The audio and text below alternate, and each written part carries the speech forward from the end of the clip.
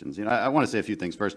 We keep hearing this is a politicized issue. This is a manufactured culture war. I got to say, we aren't the ones who did that. We aren't the ones that came up with this radical new movement that is performing permanent physiological changes to children with no evidence of any benefits. We didn't start that. We're just trying to stop it because it's crazy. It's a contentious issue, which almost 70% of Americans oppose. So we are just saying here that taxpayer money shouldn't be used for it. That's all. This should not be that controversial of an issue. Questions are for Dr. McNamara. I just want to ask you, honestly, you're not concerned about the unknown effects of puberty blockers, hormones, and surgical interventions in kids, the long-term effects, not concerned about that? Everything I've said here today comes from a place of deep honesty and conviction for the care that I provide and the community that I'm a part of.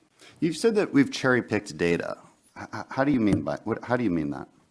So it is very unscientific and flawed to pick a single study or a single statistic and to discuss it in isolation. Totally agree. Medical experts are able to talk about all of the evidence as a whole. Totally agree. So it's good to look at systematic reviews, right? That's the gold standard of evidence when you're trying to understand whether something works or whether it doesn't. So the British Journal of Medicine looked at 61 systematic reviews with the conclusion that, quote, there is great uncertainty about the effects of puberty blockers, cross-sex hormones, and surgeries in young people.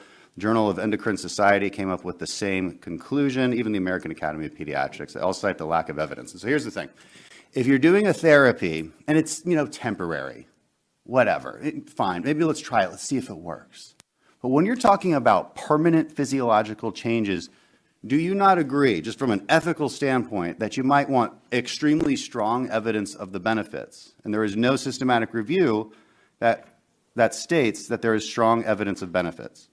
Sir, are you aware of how the quality evidence grading system works and how it's applied? Yeah, we read through it. That's why I'm citing these journals. So which journal says something different? We should have that debate. Tell me a journal that has done systematic reviews that cites different evidence, that cites strong evidence for benefits of these therapies. The standards of care were developed based on extensive... You're not telling me any journal. You're not telling me any study. Don't say standards of care. Yeah. So... tell me one. The standards of care. That's the standards of care. That's not a journal. That's not a study. That's not an organization. That's not an institution. You're just saying words. Name one study. Yeah. I'm out of time. I yield back. The gentleman's time has expired.